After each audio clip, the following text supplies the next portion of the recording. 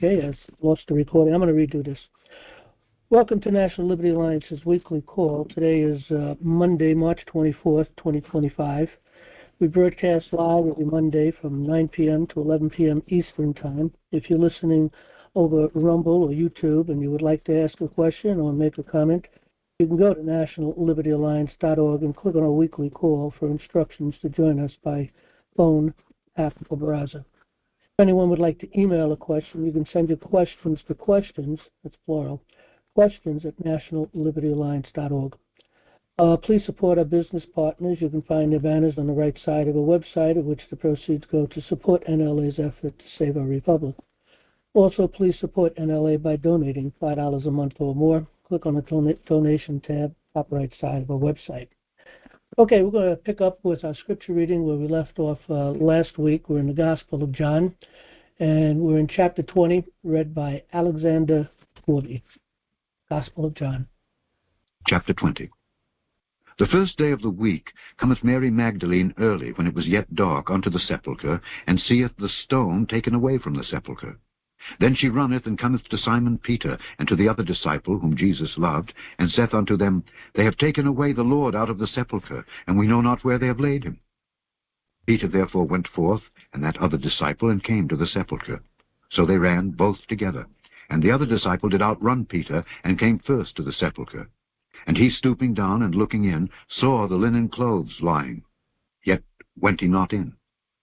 Then cometh Simon Peter following him, and went into the sepulchre, and seeth the linen clothes lie, and the napkin that was about his head, not lying with the linen clothes, but wrapped together in a place by itself. Then went in also that other disciple, which came first to the sepulchre, and he saw and believed. For as yet they knew not the scripture, that he must rise again from the dead. Then the disciples went away again unto their own home. But Mary stood without at the sepulchre weeping. And as she wept, she stooped down and looked into the sepulchre, and seeth two angels in white, sitting, the one at the head, and the other at the feet, where the body of Jesus had lain. And they say unto her, Woman, why weepest thou? She saith unto them, Because they have taken away my Lord, and I know not where they have laid him. And when she had thus said, she turned herself back, and saw Jesus standing, and knew not that it was Jesus. Jesus saith unto her, Woman, why weepest thou? Whom seekest thou? She, supposing him to be the gardener, saith unto him, Sir, if thou have borne him hence, tell me where thou hast laid him, and I will take him away. Jesus saith unto her, Mary. She turned herself, and saith unto him, Rabboni, which is to say, Master. Jesus saith unto her, Touch me not, for I am not yet ascended to my Father. But go to my brethren, and say unto them, I ascend unto my Father and your Father, and to my God and your God. Mary Magdalene came and told the disciples that she had seen the Lord, and that he had spoken these things unto her. Then the same day at evening, being the first day of the week, when the doors were shut where the disciples were assembled for fear of the Jews, came Jesus and stood in the midst, and saith unto them, Peace be unto you. And when he had so said, he showed unto them his hands and his side. Then were the disciples glad when they saw the Lord. Then said Jesus to them again, Peace be unto you. As my Father hath sent me, even so send I you. And when he had said this, he breathed on them, and saith unto them, Receive ye the Holy Ghost. Whosoever sins ye remit, they are remitted unto them. And whosoever sins ye retain, they are retained. But Thomas, one of the 12, called Didymus, was not with them when Jesus came. The other disciples therefore said unto him, We have seen the Lord. But he said unto them, Except I shall see in his hands the print of the nails, and put my finger into the print of the nails, and thrust my hand into his side, I will not believe. And after 8 days, again his disciples were within, and Thomas with them. Then came Jesus, the doors being shut, and stood in the midst, and said, Peace be unto you. Then saith he to Thomas, Reach hither thy finger, and behold my hands. And reach hither thy hand, and thrust it into my side. And be not faithless, but believing. And Thomas answered and said unto him, My Lord and my God. Jesus saith unto him, Thomas, Because thou hast seen me, thou hast believed. Blessed are they that have not seen, and yet have believed. And many other signs truly did Jesus in the presence of his disciples, which are not written in this book. But these are written, that ye might believe that Jesus is the Christ, the Son of God, and that believing ye might have life through his name. Okay, Jan, do we have any questions or announcements tonight? Great. Before we start, John, People are sending longer and longer almost affirmations to me on questions, and up to 2 pages long, and we just can't deal with that on these calls. So please limit the length of your submission to a half a page or so. You get into so much detail, it's impossible for John, and there are a lot of references to code and so on that would have to be looked up, and sometimes there's even 1 or 2 attachments to the question. So please take pity on us and just send us a half a page or less is better.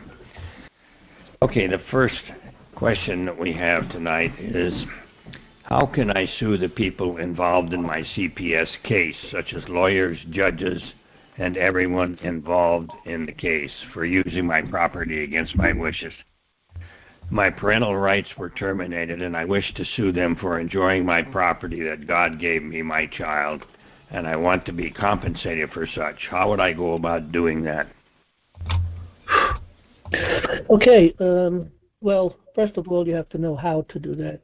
You have to understand how the courts work. You have to understand due process, the procedure of that due process within those courts. And I do sympathize with your problem, with your situation. I've spoken over the years to many people. Someone's got an open reading through. So anyway, so I do sympathize with you. It's a horrible thing when they do something like that. You're not going to get a lawyer that's really going to do a good job, most likely. I mean, it'd be a rare thing if you did find a lawyer that really would represent you and fight the system. Also, lawyers probably will say it's too late because they've given your children to someone else and so on and so forth. And all of that is just a bunch of lies from Hades, in my opinion, because we have common law. Due process is the key. Due process is a requirement. And knowing how these people work, you probably never got due process. They just steamrolled you into the situation, claim of guilt upon you, and then executed the control over your life by taking your children. So there's only one way. It's going to take some time, and that is, first of all, you have to learn the law. You have to learn how things work. Now, we did do a course online. It's available. It's a 90-hour course. It's under Education Starts Here. You come down to Court Access in the Common Law, and you click on that, and it'll give you some instructions and information on how to join that course. And down on the bottom of the page, we give the first 3 hours in here for free because people get a taste or a flavor, so to speak, of how the course is going to go. But also, once you get into the course, you'll also find a table of contents. Okay, and when you click on that, these 2 drop downs off of that will only show up to people who are in the course, and the course is there permanently. You'll be able to come up at any time to take this course, to finish the course, to come back and re-review the course. If you're doing a court case, you can be going through parts of the course where you're in. If you're working on just writing your papers, you can go in here for references and, just work things out. And as the case proceeds, again, how the due process works. So everything starts with the pleadings, the cause of actions, the defenses, the motions, how all that works, memorandums of law, the rules, and so on. So there's a lot of information here. It's 90 hours long. Now, a lot of people come in and ask questions, and they don't know how the court system works, and they expect a short answer. There is no short answer. I mean, I can give advice and thoughts and ideas if you understand the basics, if you understand the structure, and you know what to do with the information that I or others might give you. But generally speaking, if you understand these things, then ultimately you're going to want to take this in for into the courts for a denial of due process, from robbing or stealing your children from you. And of course, the bottom line is the due process that was never given.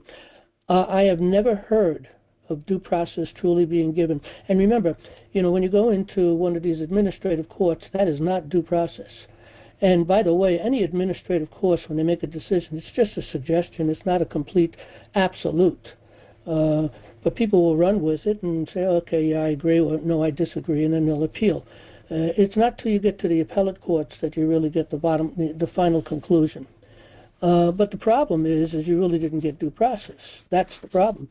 And that's what they've done with our judicial system. They've turned the whole system upside down, and they've taken common law and equity, combined it together, and then they called it civil law, which brings you under statutes, and then everything is statutory. So again, it's an uphill battle, but you can't even begin to fight the battle until you understand, the rules, the plans, what's going on. And by the way, equity in itself, which is equity is supposed to mean justice, but equity ultimately identifies with really statutes and codes and different things. It's legislative law is what it's called. But it's not the law of the land. It is the law of the land because it operates within the equity side of the court. And the equity side of the court identifies with people who are working for the government or government agencies or people operating commercial activities. Then they get into the rules, the regulations that apply to whatever it is that they're doing, and they have to be upheld by that. But even that equity, which is legislative law, operates under the rules of common law, okay? And common law, the rules of common law really is very simple. It's ultimately just common sense. That's what the really common law is, common sense. Statements that can't be denied, everybody would agree upon, or every right-minded person would agree upon anyway. You'll always get a clown here or there, but that's irrelevant. But there are certain statements that are so powerful, so strong, that it can't be denied. Innocent until proven guilty. Okay, no one's going to argue with that. No right-minded person is going to argue with that. For every injury, there must be a remedy. No right-minded person is going to argue with that. All men are created equal. Our Declaration of Independence is written with 8 ancient principles that Jefferson found as he was looking and researching in order to discover what kind of a government we should have. And he founded these 8 principles, 8 ancient principles, which he laid out, and you will find them in the Declaration of Independence, and you will find them in the Constitution, particularly in the preamble to the Constitution. But anyway, again, getting back to the question, or the answer to the question, first you have to understand, and then you can take information and apply it. So yeah, there are things you could do. We can assist you with some thoughts and ideas, but you have to understand the process. So if that's the case, if you do understand how it works, then you can ask some questions concerning that. We can get into some details and give you some information. But we can't get into people's cases. A lot of people send me cases. They send me all kinds of papers, and I don't have time to read them to begin with. I'm busy doing what I'm doing. But I do try to be helpful with people as much as I can. I can't run your case. I can't, write your case, but I can send you to different places where you can look at different things, memorandums, get a lot of different ideas, look at a lot of our court cases, certain cases that we've structured, for instance, for non-judicial foreclosures. We can share something like that. It's probably about 6 or 8 pages. If you're going up against the IRS, which that's not going to be a big problem no more anyway, but if you were, I've written a case for that you can work through that.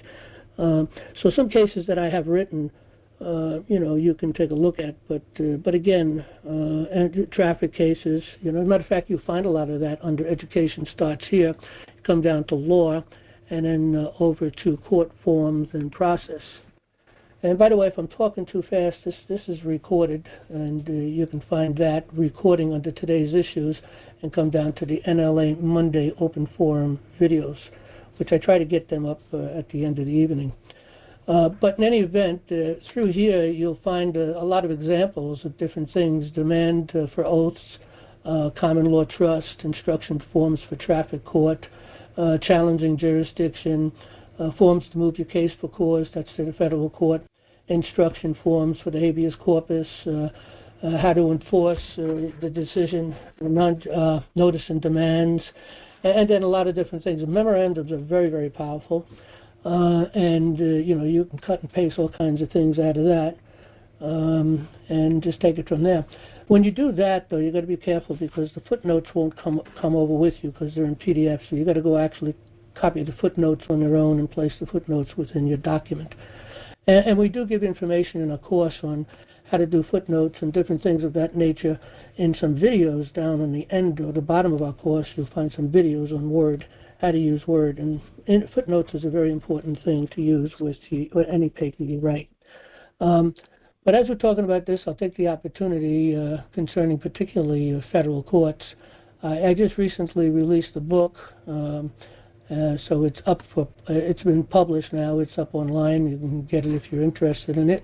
And the name of the last book is Understanding the Federal Courts.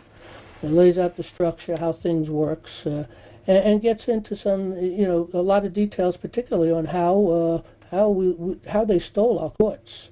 And what we need to do to fix them. And that's done primarily in memorandums that I have written and put into this book. So anybody interested in that, you can find that book here at this page on the right side of our website. So anyway, again, anybody's got a court case, you've got to understand the law as far as understanding, due process and how things work in the courts, how it's structured. And then, the information I can give you might be valuable for your case. And you always got to think things out when you write a case, by the way. You got to be, I write a case and I'll work diligently to get the full case written, and then I'll go back and I'll read it through 10, 20 times. I just read it over and over and over again, constantly changing things. That's how you perfect your case. Using better words, trying to find better words or phrases. And then you have the opportunity to take out things I shouldn't have said that, or I didn't say this too well, or whatever the case may be. Anybody writing a case, you want to read it over and over and over. And the other thing you want to do is read it in the light of our memorandums, because the memorandums are written in such a way, it's instructional, of course, it's educational, but I think it also reflects the writings to some degree as far as the way the points are made. When you read the Supreme Court cases, when there's a decision made by a judge, a Supreme Court judge particularly, and we do have a lot of those cases up there. We have Marbury versus Madison, we have United States versus Williams, and numerous other cases, landmark cases that are very, very important. They give a lot of power to the people. It reveals a lot of power to people. It doesn't give it to them. It reveals it. To some degree, it gives it to them because it's what the courts have to follow is the decisions of the Supreme Court. They have to stay within that structure. Unfortunately, they don't. They hardly ever do, but they're supposed to be. We need to get our courts back to that. All right. Anyway, I guess that's the best I can say. And if you have any specific short questions on your case, then I can respond and you'll be able to digest it. Next question, Jen. Okay. The Constitution allows me to confront an official, but certainly not to harass an official. Based on that theory, I went and approached the tax collector in my town. She was a very nice lady. Oh, boy.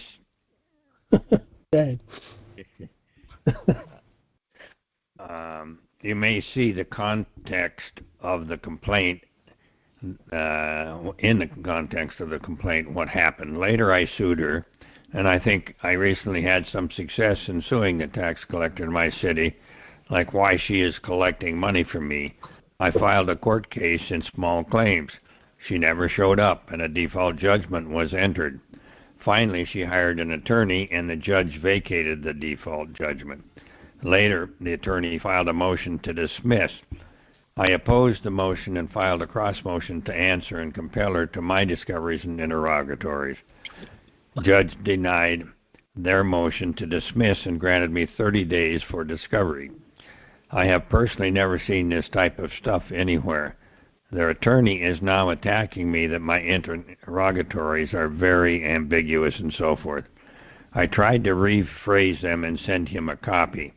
I have attached a copy of those for you, and that's where I need some help. Could you please check if my interrogatories make any sense? Could you please add or take out anything which is required? I have a few days.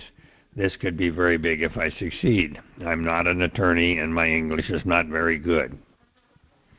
Okay, it's going to be really hard to succeed. They've already stacked the deck against you. Did they say what court they were in, particularly when they got the default? Well, they started out in small claims and then moved up from there. But did they say where the default actually happened? Did the default happen in small claims? Yeah, it was entered in small claims. Okay. If that's a county court, and even though it's a small claims court, it's still a court of record, which still allows you the availability of a jury if you request it, but you're given leeway to the judge to make that decision. So you want to check to see if it's a court of record. If it's a court of record, then a decision had been made as far as default. In order to defeat a default, they have to do two things. Number one, they have to have a darn good reason why they didn't make it to court. A death in the family. It's got to be serious, a really good reason. And number two, and they got to prove both. Okay. And the second thing is they have to show there's a strong likelihood that they're going to win. Okay. So without showing those two things, they can't just get rid of a default. Okay. So you might want to look into that. Again, here's the big problem. Court could be, it's not really, if you were just to look at the structure of the court and you were to look at the different things that are in the court, the processes, okay, due process, how things work, discovery and all that stuff, and how the paperwork starts with the pleadings and the back and forth and then it goes from there and then you get into discovery. As you work through all those things, that structure could be understood very quickly. As a matter of fact, when I started to study this, I worked that out within over a weekend, okay? But I had a lot more work to go through before I really could do anything that was worthwhile in the courts as far as writing papers are concerned. That takes time. And like anything else, you have to spend a lot of time. A lot of time reading, exploring, and writing, and practicing by writing your own memorandums. Write a case up that you plan on trying to go to court with. And then perfect it and compare it to other, legal readings, particularly decisions of the Supreme Court, or maybe papers that other people have written. I've seen a lot of papers by people who have been in law for a long time, and their cases are not written very well, in my opinion. And sometimes it's way too wordy. Less is more. Remember that. Less is more. You always want to speak in a certain term and make a specific, point, and then that point, in law particularly maybe, and then you want to back that up with a memorandum. So you're keeping your case nice and clean, as short as possible, and then you can refer to memorandums and make attachments, and that keeps the case nice and clean and neat. Once you get all these different things going on in the case, this problem, this situation, they raise things, and it gets so combobulated and sort of, someone reading the case has a real tough time trying to figure out what's really going on. So those are things to remember. But again, to write, I look back at my beginning when I first started writing papers, and I look to see what I'm doing now. Mine was so elementary. They were so, what I say, almost childish in a sense, I would say. The language was terrible. The points weren't clear. I thought it was great at the time because it was in my mind. Mostly it was good maybe, but putting it onto the paper, you have to really say it in a way that's powerful. So again, no, you're not going to get into a court. You're not going to discover something in a couple of days or a week or even a month, and then think you'd be able to be great in court and write good papers. I mean, that'd be a rarity if that could happen. So it takes time, but the more hours you put into it, if you're putting in a couple hours a day over the course of a year, you'll be decent. Okay. If you're putting in 6-8 hours a day, if you have that kind of time over the course of the year, you're going to be great. Okay, so it's the time you put in that makes you a good writer, and writing is the key. Writing a good case, or your pleadings are the most important thing, and to understand how things work, and to realize, and you're always writing for the appeal. Okay, you're presuming your case is going to be appealed. All right, so you're writing for the appeal. The other thing is that you want to really stay with a lot of footnotes and express in footnotes, again, to keep it clean, and memorandums. So it takes time, and some people can escalate quicker, especially if you have a really good memory. If you have a photographic memory, I mean, you can be really great at this stuff. But also, and I did write a book, let me see on this one. I did write a book that I think is helpful in court. I wrote it for myself, and then I decided to publish it because I thought it would be a valuable, I'm in the wrong place, hold on.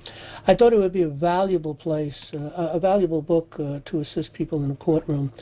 And it's a small book, it's a handbook, and it's called the Common Law Court Handbook. So anybody going into court, okay, and you really, this would be a great book to have. It covers so much information in here. And again, I wrote it for myself so that I can be able to articulate myself in court better, to be able to, at the tip of my fingers, so to speak, to be able to get different information, maybe decisions, court decisions, Supreme Court decisions particularly, of course, maybe some maxims, maybe some codes to apply against them. I mean, it covers a lot of stuff in here. So, people interested in that, you can go here and you can read more information on the book. And then take it from there. So, I guess that's all I got to say on that. What's next, Jan?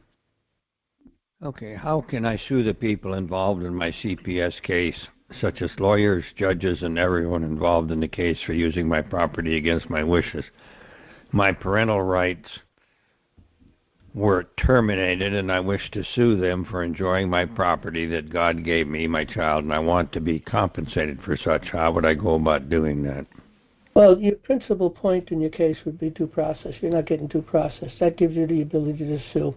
And you could probably sue even the lawyer that might have represented you if they had one, because they usually don't, really represent you as well as they should. Their first order of business is to the court. That's why certain cases will never go into a court through lawyers, because they're told that they can't, and they won't let them, and they'll be chastised, even potentially could lose their so-called license. But I would begin with a due process case, and it's a denial of due process. You won't be able to go after your, in that particular case, you're not going to be able to go after your lawyer if you had one. That you'll have to sue in a different way. But as far as all the officers in the court, you could sue them for denying your due process. And it would more or less become a conspiratorial thing. You can build that case too.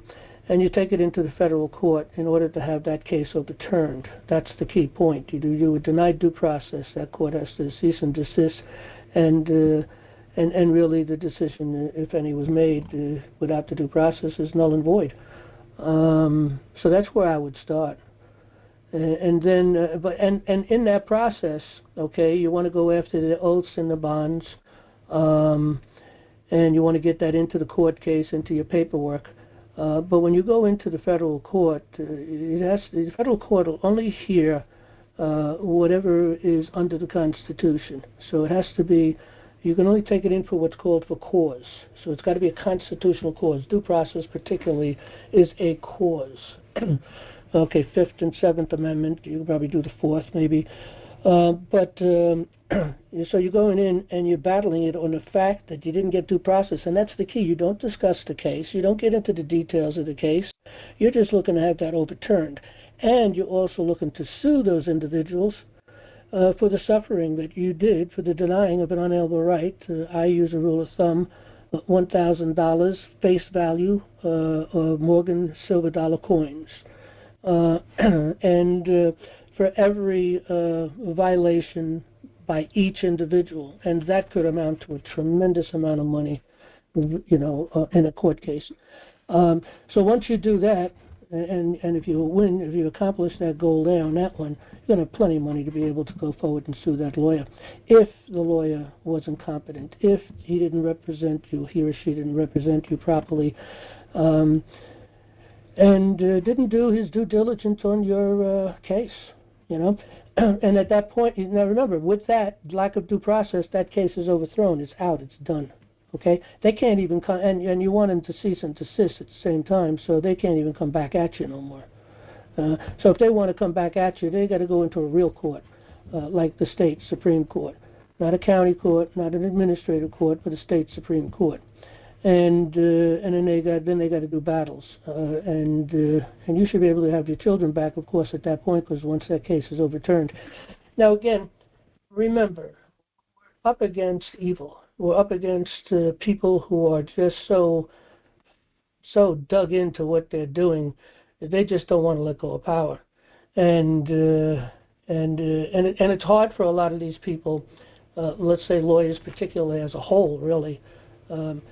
They have been so embedded with all of these lies concerning who we are as a people, that we're a democracy, we're under civil law, we come from Roman law, all that stuff, and even our country is created under Rome. I mean, all those things they truly believe, okay? So they were primed in the lower school by either not learning anything or learning the lie. The longer back you go, it's mostly learning the lie. The closer you are to today, it's mostly you don't teach you anything. I mean, I've seen people asked who came out of college, have doctrines, who was the first president of the United States? They couldn't answer that question. That's how seriously defunct the schools are. But in any event, lawyers have been brainwashed. They truly believe they spent $200,000, $250,000, whatever, to get their quote-unquote pass the law to be able to go get their bar license, quote-unquote, sort of license, what they call a license, which is no license at all. But in any event, they immediately shut you down, because in their brain they're saying, what a moron this guy is. He doesn't understand anything. I got an education. I spent $250,000 to get my education. This clown doesn't know nothing. He's saying things that's ridiculous. They won't even pay attention to you, okay? But that's the lawyers in general.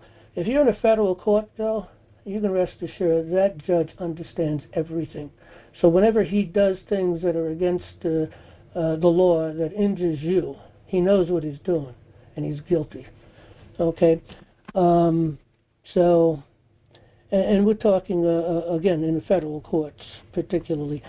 But I think that's getting worse also, because I see some of the people that they've sent up to the Senate to be approved by the Senate to get them in to become a judge, and they get appointed, they get approved by the Senate. They're appointed by the President and then approved by the Senate. And I see some of these people, my goodness, the cases that they've heard are just ridiculous, and they have no background, no knowledge, terrible decisions, and yet some of them get through, especially when you have a Democratic-controlled Senate. They get through, At least with the Republican-controlled Senate, they stop a lot of them. Like right now, a lot of them have been stopped, okay? But if you get a good judge, again, that's appointed, then they'll get them through.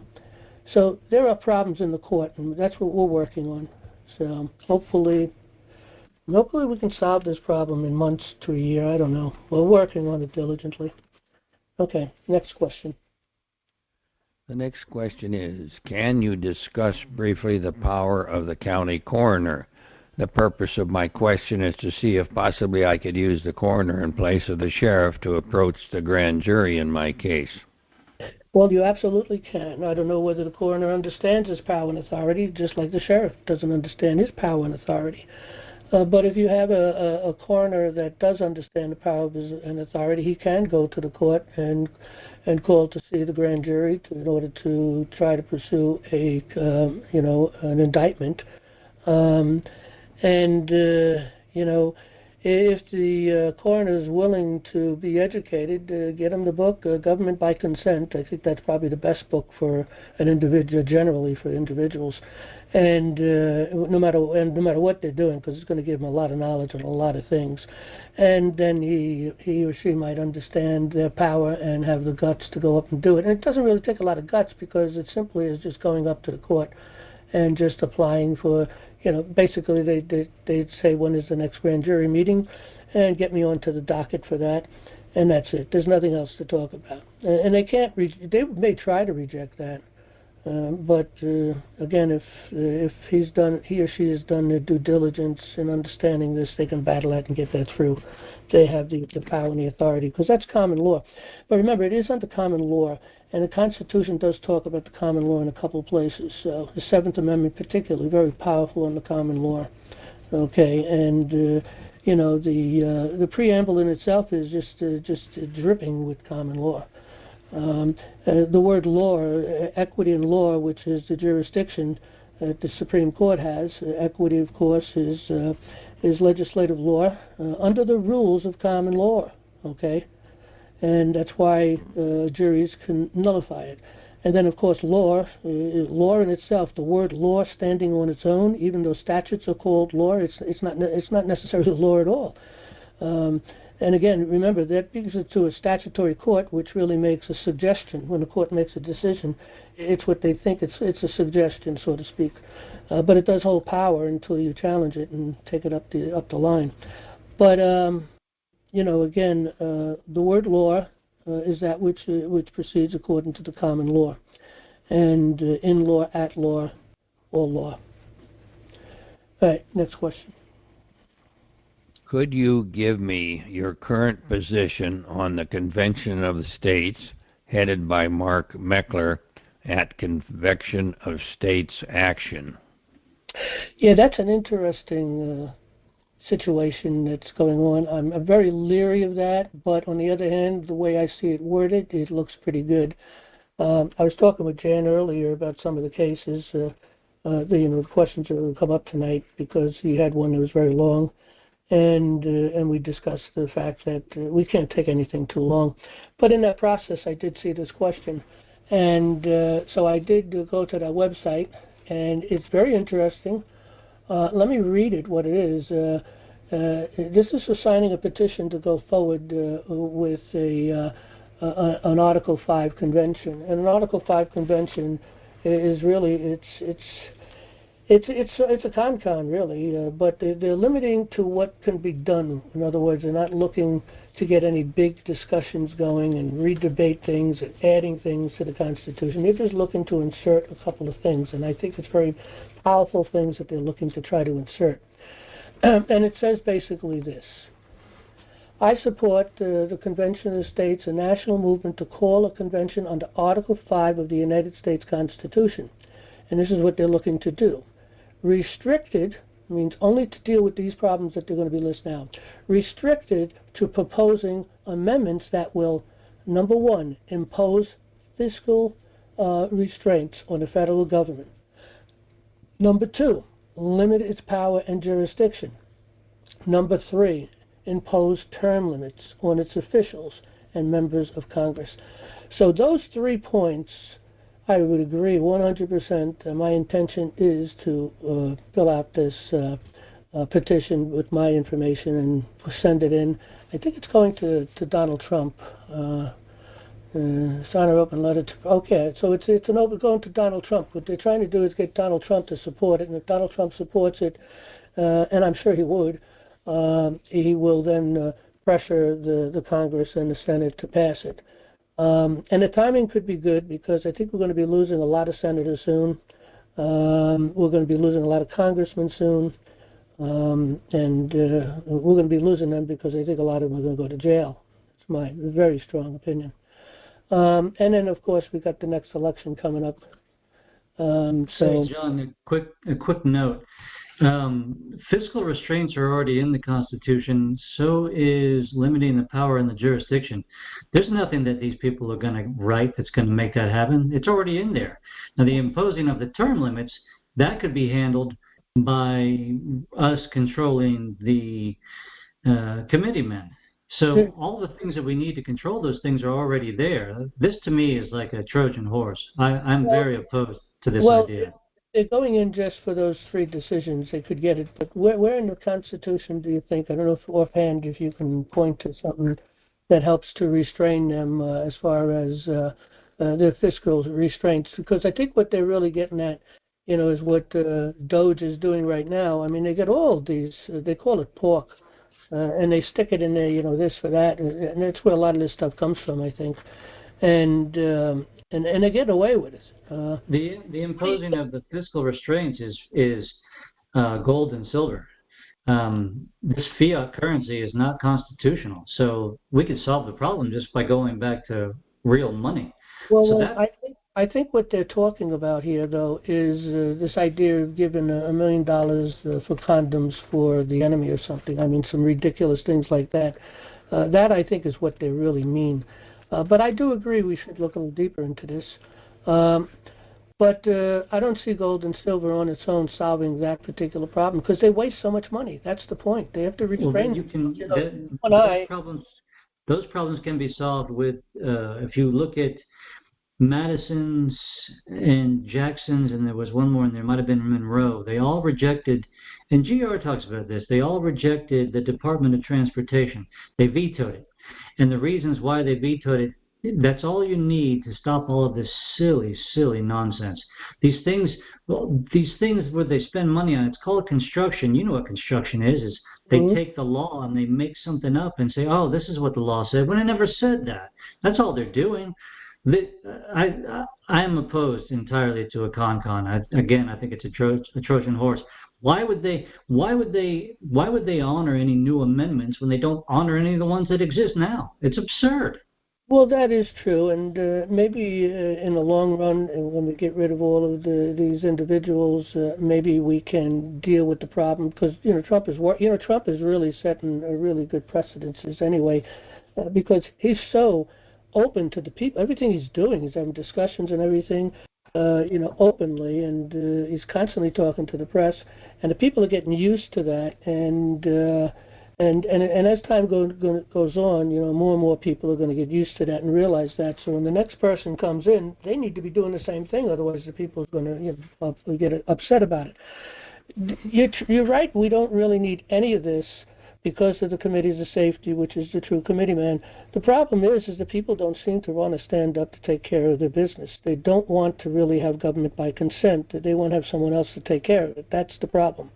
And yes.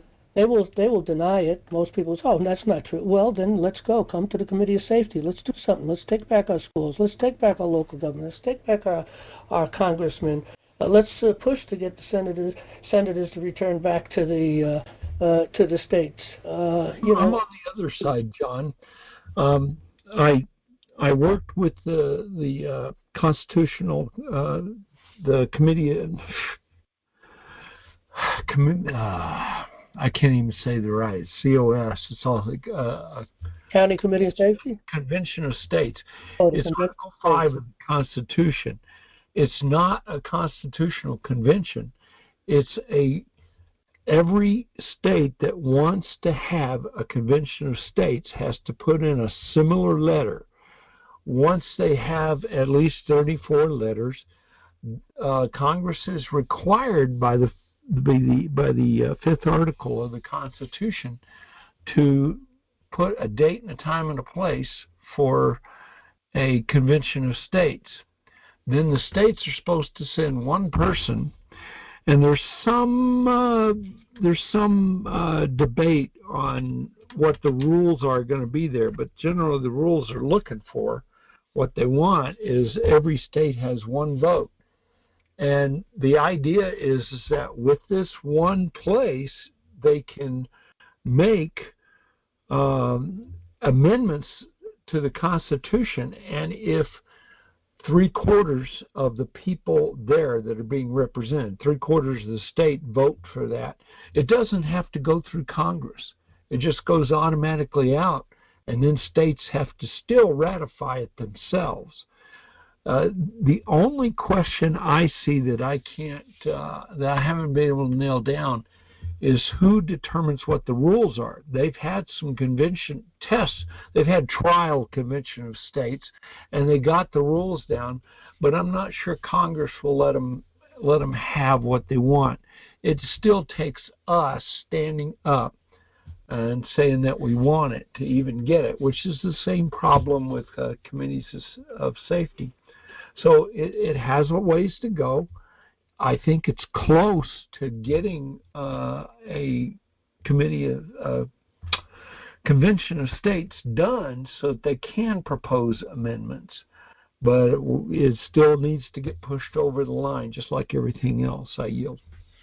Yeah, I think I agree with you on this. And there are 18 states that have already passed a resolution on this. And there's these blue ones, these blue states, how many there? 3, 4, 5, 6, 7, 8, 9, 10, 11, 12, 13 more states are in the process. They're active right now, going through to set forth legislation. So I think they're going to get it. So when you do the math on this, and they already have passed in one chamber, okay, 3 states, so they have to get the other chamber. There are 2 Congresses in every state, 2 legislators, so so they're working on it, and I think it's going to pass. So you're absolutely right. But let's look at this since we're thinking about it. I never really looked too strong at this, and it does talk about 2 different ways to do this. So it appears. Let me read it. The Congress, whenever 2/3 of both houses shall deem it necessary, shall propose amendments to the Constitution, or this is the other side of things, which you're talking about, or on the application of the legislatures of 2/3 of the several states shall call a convention for the proposed amendments, which in either case shall be valid to all intents and purposes as part of this Constitution when ratified by the legislatures of 3/4 of the several states. So they have to have 3/4 of the states to get it approved, or by convention in 3/4 thereof as the one or the other mode of ratification, and that's what you were talking about very specifically, may be proposed by the Congress, provided that no amendment which may be made prior to the year 1880 shall in any manner affect the first and fourth clause of the 9th section of the first article. We had to do some studying on this to get to this, what they're saying here, and that no state without its consent shall be deprived of its equal suffrage in the Senate. Now, therein is a major problem, because the Senate, they're deprived because they don't have anybody representing them in the Senate. But I don't think that really is going to make a difference if they do it this way. But again, I have to do research to be absolutely sure. It does make some other referrals to other things. So, but I do agree, look at, if people would just step up and take care of their business and teach our children to do the same, we can get this, but it'll be in the future, because if we train up our children how they should walk in life, and then they become, the time period when they run things at their age, that's going to take quite a long time, 40, 50 years, maybe 30 years. But if we give them a proper education, they will do it. Because a proper education will teach the children that they have something to give back, because they live in a nation with a constitution like we have, a common law constitution. It's much more than just their vote. I'm sorry. Okay, you. Yeah. All right. So anyway, the people can do it. You're absolutely right, because we can require it by, hey, you do the right thing, or we're pulling you out of office. They can recall the people who are not doing the right thing. That's number one. Take control of the boards locally, very, very easily. The town boards, the education boards, all of these different boards, we can control them very easily with a quo wanto. And then, of course, we can give them term limits by saying, nope, we're not going to support you this year. You've been in 2 times. We're looking for someone else. Forget about it. Take a hike. So we could do that. We don't need this. From Eric's perspective, he's right. We don't need it. But I don't think the people are educated enough or motivated enough, willing to give up time enough to do what has to be done. It's an uphill battle. I mean, we've been building on committees of safety for a very long time, and it's a very slow process. And people, I don't know, they just really don't step up. People need to step up. It's time, otherwise we lose. You can't have government by consent if you're not going to get involved. And we're not talking about getting into politics, because we have nothing to do with politics. Politics is destructive. We're only involved with the political process, okay, to put people in office, and if they don't do the right thing, to take people out. That's what we need to do. And that's what we teach here, and that's what you learn if you come up to go to our website and decide to become get a committee of safety going and become a committeeman. You'd come under start a committee of safety, just click on that button and follow the breadcrumb trail, so to speak, and you'll be led through the process and build a committee of safety. I'd like to talk a little more on this, but let's see if we have any more questions first. Any more questions, Jan? We have one short one. Okay. It says, I keep hearing more alarming scare tactic propaganda about the rapidly approaching deadline for Real ID. I hear more about travel restrictions and weaponization of Real ID. To say that this is unconstitutional is an understatement. What can we, the people, do about this, and what is NLA's take on this? Just read that one more time, because I'm conflicted with this Real ID business, but read it one more time. Okay, I keep hearing more alarming scare tactic propaganda about the rapidly approaching deadline for Real ID. I hear more about travel restrictions and weaponization of Real ID. To say that this is unconstitutional is an understatement. What can the people do about this, and what is NLA's take on this? Well, that's a good question, because I really don't know how they define a real ID, okay? You know, you go to motor vehicles and you can get a driver's license and or just an ID, a non-driver's license. Unfortunately, they charge us. They shouldn't charge us a penny. But in any event, they give you an ID that's valid. It's a valid ID. Now, they had something, and I think they called it a Real ID too. I forget what they called it, and all that was is pay a few extra bucks, which was kind of weird. I don't know what the definition of a Real ID is, so I really can't answer that. Does anybody know? A national ID. There's certain things that are on some states' driver's licenses, and different things are on different states, and they're trying to consolidate that. I really don't understand why a Real ID is a threat, except, they already have your Social Security number if they want to use it. So maybe a Real ID has a chip in it, which goes to a further identification in the sense of, exactly that, a Social Security number inside there, maybe a driver's license, a birth certificate. Not that all those things are lawful, but we've been living under that all our lives, and they've been around for a long time, and if we're going to decide to try to do something else, we do have to find a way for people to identify themselves. I think it's an ID. There's a stripe and a barcode on the back, and I think it's an attempt to standardize all driver's license in every state. That's probably. Yeah, but it isn't a driver's license. And it has quite strict requirements to get it. I think there's like 5. You have to have a birth certificate and all this stuff, 2 photo IDs and this and that, and so on. And I don't believe your passport is one of the things you can use for an ID. So it takes a little scurrying around to get all that information together, and then you go down and you get your Real ID. But that's just for identification. It doesn't do anything else for you. And isn't it going to restrict state-to-state flights for people in the next few months? So if you don't have it, you won't be able to fly. Isn't that part of it? Well, that would be really horrible if that's the case. You know? Well, that's what I've heard. I mean, the concern for me would be it's a greater concentration, it's greater control over everybody, and you could easily tie it into social credit score system. It just seems like another step into making Yeah, that. it does get a little dangerous. I mean, the Social Security number is one thing; it's a problem. And as a matter of fact, when Social Security numbers, when they started to apply them, there was an uproar concerning that information and that Social Security. It's actually against the law for anybody to ask you for your Social Security number. You know, when you go to a doctor's office, for instance, and, you know, these lawyers, they play all these stupid games. You go to a doctor's office and you go for the first time and you fill out the paperwork and they want to get your Social Security number. I never put it in. I had a point where they're telling me we can't see it. I made an argument. And you know, they've taken all these medical businesses and brought them together in large groups, and it's run by lawyers. The lawyers have a piece of the action, I guess, or whatever's going on.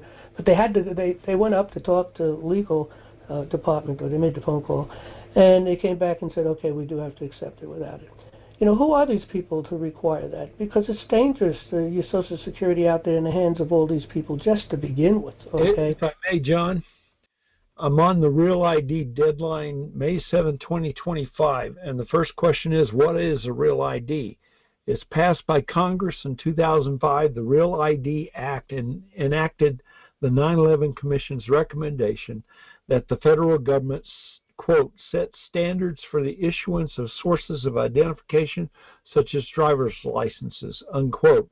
The act established minimum security standards for state-issued driver's license and identification cards, and prohibits certain federal agencies from accepting for official purposes license and identification cards from states that do not meet these standards.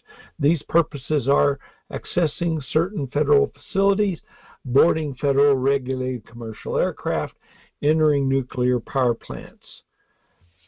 Well, how many people do you, or anybody else that's listening, how many people do you know that has that Real ID? Well, I'm kind of thinking that some states are already on board and they've issued a Real ID. I'm trying to figure out how to identify that I have a Real ID or I don't.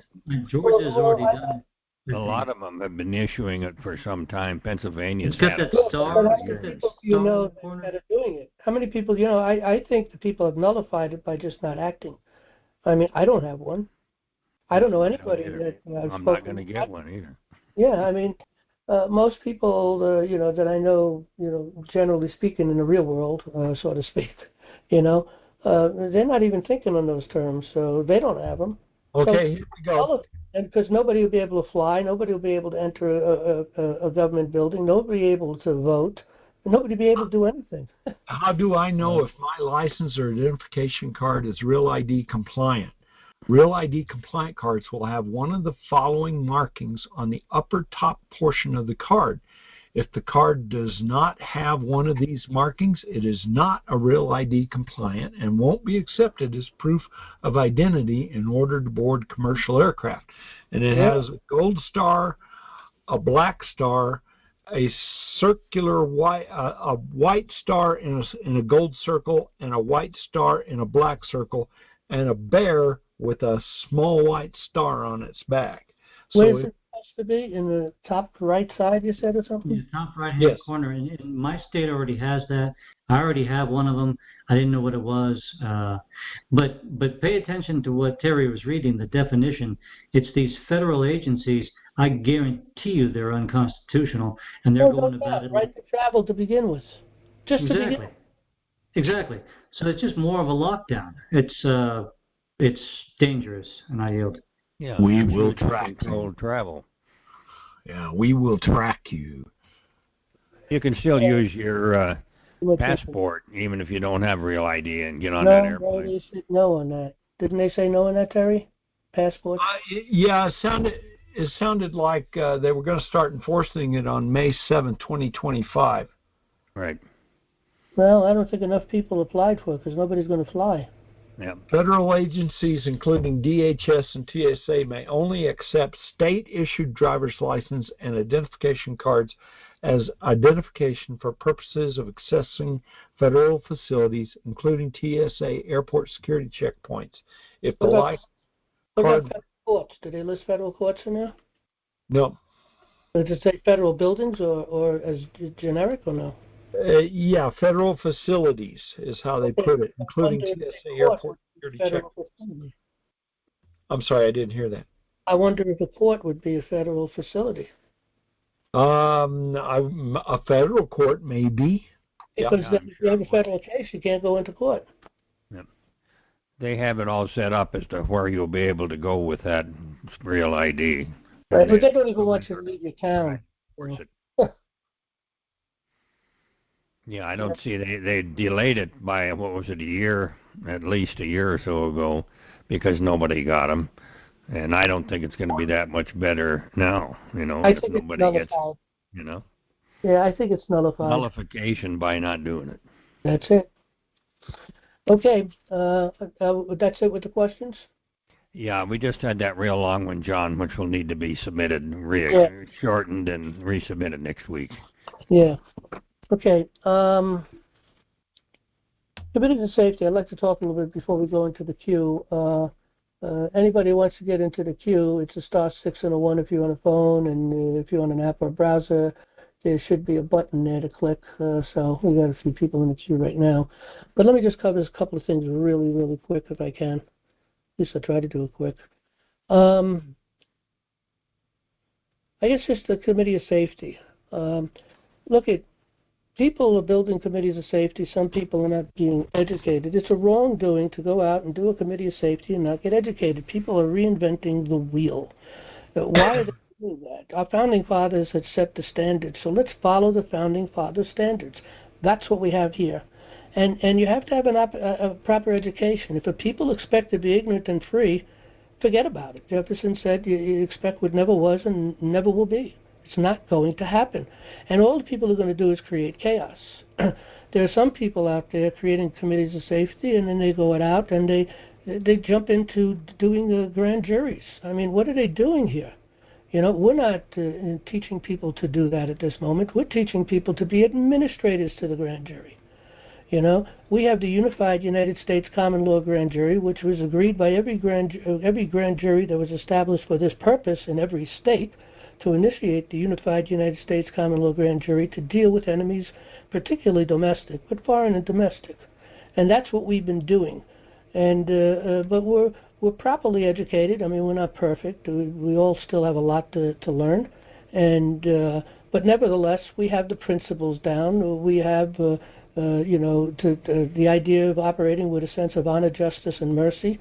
You know, these things have to be in the heart and the minds of the individuals that are going out and making accusations to accuse someone. And they have to do things seriously, and they're not out of anger. A lot of people, they want to, we need a grand jury. I got a problem. And they think in their own case. Forget about that. No, we need to do this properly. So I'm speaking to those who are out there that are not following the process that we've put forward. Because I tell you, once we get things established, if we do get word that individuals are doing it improperly, we're going to remove them from our directory, and hopefully another person will step in. We'll only know by another person making the complaint and hopefully convincing that person to take control of the committee, and we wipe the name off of one person and put another one on in order for people to do it properly. Now, I want to make a point here at the same time. People are free and independent to do whatever they want. National Liberty Alliance is not going to, nor does it have a desire to control anyone. But doing wrongdoings that affect what we are doing as a whole could be damaging to us as a whole. And they, who knows, they may break the law and then they come out after people on the national side of things. We don't want to get lost in that kind of thing. So people should follow the process and get properly educated. I'm excited to get things done quickly. I have a committee of safety meeting tomorrow. And it's moving very slow, and I'd like to move it quicker, but it's not going to move quick. It's going to move whatever speed it happens in. It's going to take months before we can connect with our sheriff. We have to educate our sheriff. It's going to take months before we then can start to prepare to go and visit the school districts. It might be 6 or 8 months down the road before we can go to our first board meeting, for the schools. And we got, I think it was 19 school districts here in my county. So we've got 19 places to go to. But if we don't do it properly, we're not going to succeed, okay? So people have the liberty and the freedom to do whatever they want in the committees of safety because every county is different, even in the same state, county to county. They might have some, well, they do. Each county has their own unique problems, but we also have the same problems that we all share, like dealing with maybe our congressmen, okay, dealing with our school districts. So we have a lot that we can share and we can work with. But what's important, though, is the structure of your committee of safety and the way you proceed. That is the important thing. And people that are trying to reinvent that wheel is just causing problems because then we're not interconnected with other counties that are doing the same thing. It's more difficult to work with each one. Now, again, we put forth ideas for people so that they can come together and, put the necessary paperwork together. They need to do a charter. They need to do a resolution. And we've written those two things already for people to work, but it's a baseline. It's not, people can change things in that. Definitely going to add things. There's no doubt about it. We just put generically, sort of a framework up together. And as the Committee of Safety matures and gets more understandings and seeing more problems and situations, things they need to focus in on, they're going to start adding things to their resolutions. They're going to add things to their charter. And that's the way it goes. That's what we have to do. So NLA is not trying to restrict anyone, but we have to have a structure that we can all work with together so every county can work together and, jump in the gun to go right to a grand jury and especially going out in anger and not with a sense of honor, justice, and mercy, and not understanding the law properly enough. Also, all this is a problem, a major problem. So people need to really, work on working together and following the guidelines that we put together to the best that they can, and make your alterations accordingly as each of the people, groups decide to make that. Again, being free and independent. We're not going to give anyone marching orders. We're not going to tell anybody what to do. But we put the plan out there. We put the program out there because people have not been educated. If people were educated properly, well, they wouldn't be jumping the gun to go do this because they'd be young in school, being educated on the process. When they get out of school, they'll be able to go right out and do it. They'll understand this whole process if they're given a proper education. And that's another thing we're working on. And again, without funds, we're not going to be able to do it. So hopefully we'll get funds and we will do it and write the necessary textbooks from K to 12 and get what we need in that. And I'm talking particularly on law, the Constitution, on civics, the responsibilities, teaching children to have confidence in themselves. That's all part of this process, by the way. Common law does that. Just by getting into the common law, which ultimately is the Bible, okay, just by getting into that, okay, will develop confidence. And that's what we have to instill in our children, confidence and morals, okay? And the fact that they owe it back to the country we live in because we have a constitution. They owe it back to participate in government by consent. All right, hopefully the people who are going to stay will listen in on that and start doing the right thing, okay? And one other thing, people who are running for office, they cannot take a seat as a chairperson or even as a treasurer or a treasurer or secretary, okay? They can do that to get it started, but they need to yield a seat as soon as they get someone else to sit in it. But if they're planning on running for office and get the support of that particular committee of safety, they shouldn't be sitting in any of those seats. Not that that seat has any more power than anyone else, okay? Because just think about it. The chairman doesn't get to decide what comes on the floor or what doesn't come on the floor. He doesn't have any more power or authority than anyone else. Got only one vote, just like everyone else, and you can replace the chairman by popular vote at any time. Okay, and that's true with the co-chair also. You look at the way Congress is running. The chairman, they run so much power and authority over everyone else. it's like a dictatorship. They keep things from coming onto the floor for discussion. Nothing should stop anything from coming onto the floor for discussion. So I think we were very clear when we put the handbooks together for all of this information. And people need to know and understand this. And without this knowledge, they're just going to cause chaos and other problems. And you'll find people who will try to come in and take power and start to assert some authority to that seat, as if it has any more authority than any other one of the members. It doesn't. And we got to remember that. And when someone tries to execute that, then it's time to maybe we need a new chairman, you know? So anyway, I wanted to make that statement because I'm hearing things, and it's not a lot, but it could be more than I realize. You know, you hear one or two things, you wonder how often is this problem? Well, I hope we can correct it. I hope the people that are, causing these problems will have a different heart and start to get educated, or the people that are listening in and realizing that the Committee of Safety is going astray. Let's bring it back on course. Let's get done what we got to get done. Okay, with that, we're going to go to questions. Let me just say real quick, I don't know how many committees of safety we have going at the moment. We do keep a number up here on the website down. It used to be up high, but we got so much stuff up here. Let's see, committees of safety in process. Total county committees of safety in process. We have 200. We have 3,134, well, 33 counties.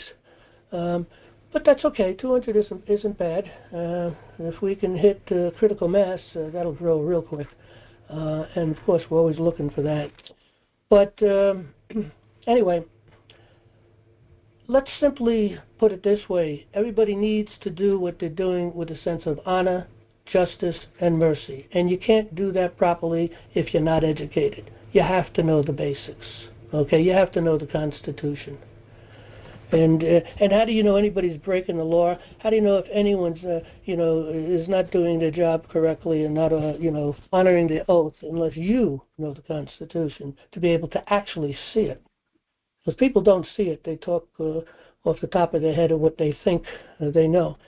And I've heard this said before, and I've said it myself. It's not what that you don't know that hurts you. It's that what you think you know, and it's not so. That's going to destroy you. So let's keep in mind, let's get educated, especially people who are trying to do the right thing by getting committees of safety going, run for office, and so on and so forth. And anybody running for office, they have to be required to take the course that we put out, unless they have another place they can take the course and prove to us it's a good Jeffersonian course, let's say, the common law. But you shouldn't support anyone that's running for office that's not taking the course. And this course is free to sheriffs and deputies. Okay? We let them in for free. All right, anyway, let me get off my soapbox. We'll go to the questions here. Let's see. Okay, we're going to take our first person. Asula, what is that? Missouri, I think, right? Yes. Good evening. Good evening. Yes, John, I have a couple of questions about the building that we're in, that we have a business running through the building that we have right now. They offer us to purchase, and it used to be a gas station, but they want $200,000 for it, but there's pumps in the front still need to be removed. And so my question is, they're only giving us until June to purchase or move the business. Is that lawful for them to do that? Well, I don't think I'm really understanding your question. Maybe there's some information you didn't give me. You said you're looking to purchase the property? Yes. They're giving us, they want us to purchase. What kind of business is it that you've got that you want to run? Automotive business. My husband's automotive business is in it. It's been here for almost 4 years, and so they want us to purchase the building for $200,000. And is that what you want to do, or you don't want to do it? We do like the building, and we do want to make an offer, but I think $200,000 is very steep because the bump is still in the front, and I know the regulations not going to be, then we're not going to be able to purchase with those in the front like that. So you don't want to, even though it's an automotive business, you don't want to deal with pumping gas or any of that, right? There's no gas. It hasn't been, hasn't been having any gas for a long time, so. Yeah, well, removing the pumps shouldn't be a big thing as long as the tanks are empty. I don't know that they should require anything more than getting, and you'd probably want to remove the pumps anyway, so. But I don't see that as a big problem, but you're talking about the price, and I don't know anything about that in the market that you live in, and I don't have knowledge to give advice in that area anyway. So. Okay, what do you think about the DNR regulations, within the states? The DNR is the Department of Natural Resource. I think they the one do the inspection for gas station, make sure there's nothing leak into the water. Yeah, I think that's appropriate. That's an environmental concern. I think that's an appropriate thing. So I don't know. Are you thinking there might be a problem with that? I mean, I know they probably charge an arm and a leg. Maybe I don't know. Maybe that's a problem. Yeah, that's why I wanted to find out if I know the price is very steep, but they sell as it is. That's what they told us. We haven't agreed to anything. So we, my husband and I talk about we're going to make an offer. So that offer will be including the certified inspection from the DNR. Mm-hmm. And well, the inspection is one thing. There are requirements, and how you do it, is another thing. I'll give you an idea of something that happened with me from a contractor's perspective that might be helpful, and maybe you can apply the same kind of a thing here. Because the expense would really be in preparing and doing all the things and that needs to be done in order to pass the inspection. And so you have to get a private company that does that. Is that the point? Yeah, I think the state does they have the DNR office in the main, main area where, it's about 2 hours away, but they're the one who have to do the inspection. But I heard they charge like over 100,000, something like that, to just to come out and do the inspection and make sure that wow. They do testing. How much did you say? Yeah, they say over 100,000. Oh, that's ridiculous. Yeah. Yes. That's absurd. I have no idea how they can. Well, the state, they can get away with anything they want. They don't care about. So. Yeah. So you don't think that it's you don't think that it's too it's not enough time for us to purchase. Yeah, well, again, I don't know your finances. I don't know the situation. I don't know how important the location is, and so many different things I don't know. But it is for me. I wouldn't give anyone $100,000. I would look for another piece of property. That's what I would do. Well, okay. That's my thought. I don't know if this is helpful. There might be a get around, but you see, the problem is with the inspection. Now you have to pay some company that's got to be coming in that's certified in order to do the job. Correct? Yeah. Well, that's why my next question would be because we wanted to make an offer, and should we seek a lawyer to help us with the right offer and including all the stipulations that we expect to. For them to consider. Well, I hate to tell people to go get a lawyer, but right. Or should I just do an affidavit? No. When it comes to the commercial side of things, okay, though, if you can find a person who's reasonable, come in and charge you maybe $500 to $1,000 to do the job, because you don't want to, let them get carried away. Look at when it comes to looking at statutes and dealing with government agencies and different things like that. This is where lawyers that's where their expertise should be, and they, that would be good for that. I would think, but you want to get a solid price. But here's a thought and an idea, but I don't know if it's going to work on this and if you can apply it on this. I had a situation where I wanted to do a job in a particular city, and they told me, well, I had to use their people in there, and they allowed me to come into the city to do the job, even though I wasn't quote unquote licensed. Okay, They wanted me to get a license, but they didn't really force it on me, but they wanted all the subs, the electricians, the plumbers. They didn't want me to do it in-house, okay, because I did everything in-house. Well, a few things I didn't. Electrical I didn't, and certain plumbing I didn't. But anyway, I had a friend that came over. He had a license in another city close by, and he came into that city, and they allowed him to come in with his license to work. So he had to go to the meetings, and at the meetings, and after he went to the meetings, he said, "John, they discussed your job there." He said, "They're figuring out who's going to get that job." They were doing what is it called, collusion. They were doing collusion at their meetings. I mean, this is how crooked it gets when you get licenses and things like that. So I talked with a friend of mine. He's an architect, and he was doing some of my work. He said, "Look, I'll take care of this. Just hire me. I'll go in and I'll take care of the there city." you go. Yeah. So he came in and told the inspectors, "No need to come out to deal with this problem. I'm on the site. I'm going to certify everything. I'll give all my certification to you at the end of the job or as we go on." And because he's above any kind of an inspector, he's an architect. And I went in, did the job, and I didn't have to hire. They don't know who I hired, and wasn't none of their business. And I hired my regular guys from outside, electrician and plumber, and did all my work in-house. I did some plumbing in-house, and then he signed everything off, and the job got done, and I went on my way. So I mean, something like that maybe.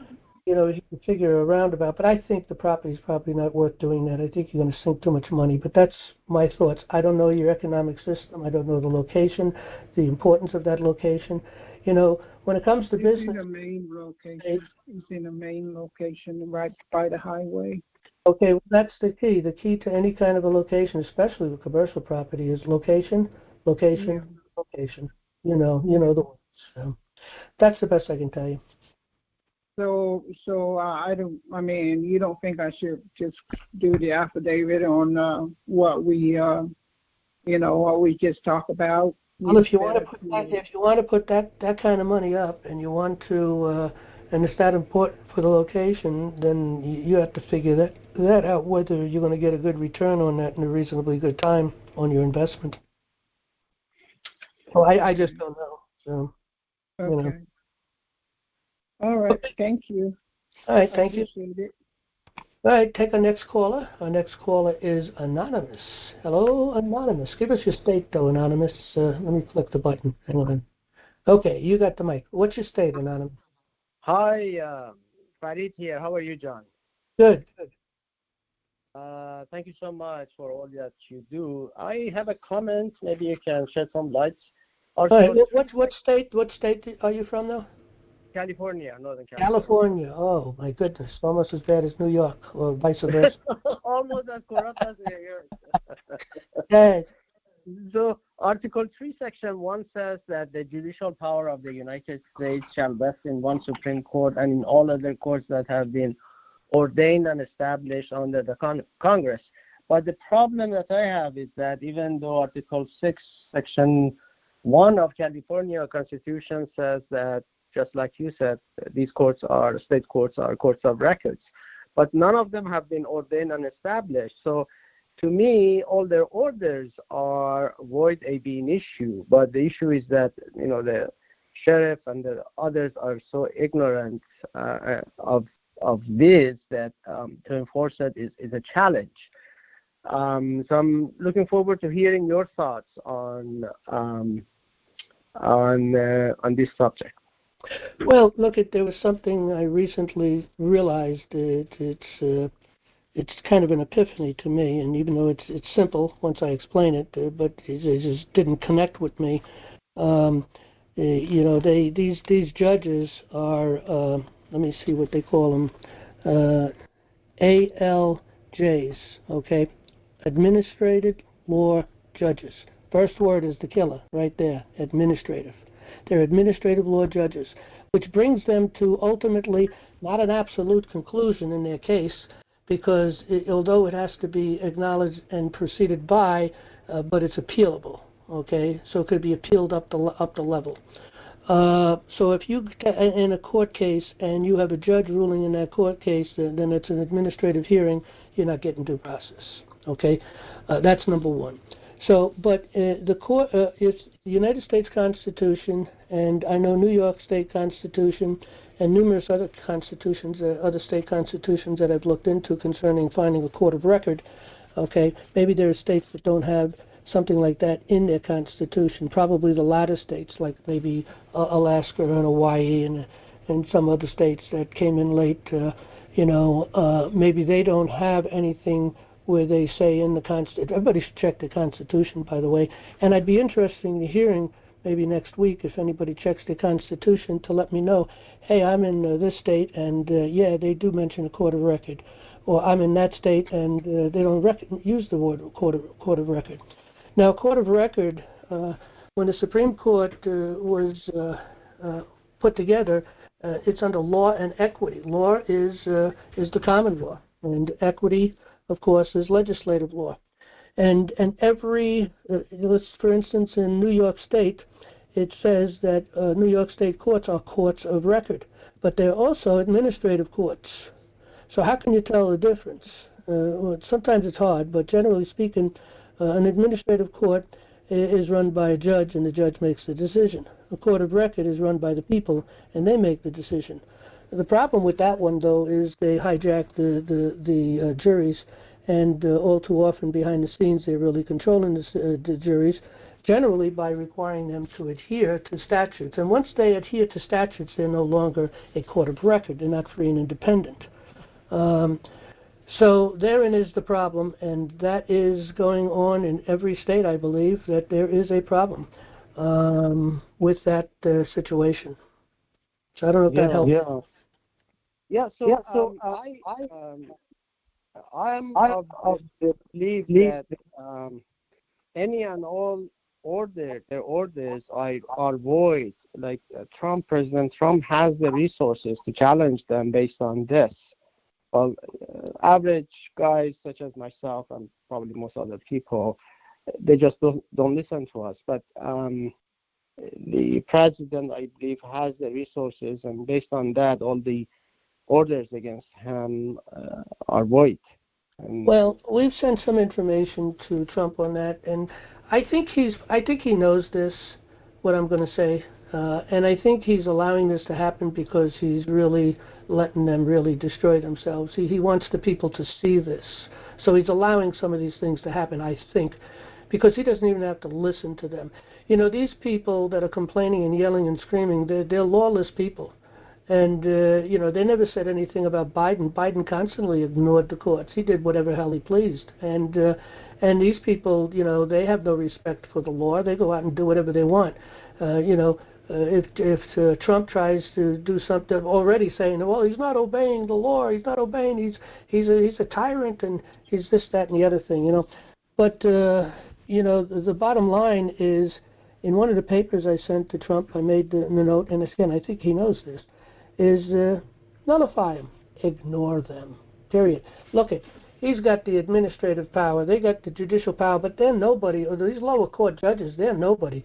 You really got to, anybody that tried to make a conclusion or a decision on this has to be up at least on the appellate level, and especially on the United States Supreme Court level.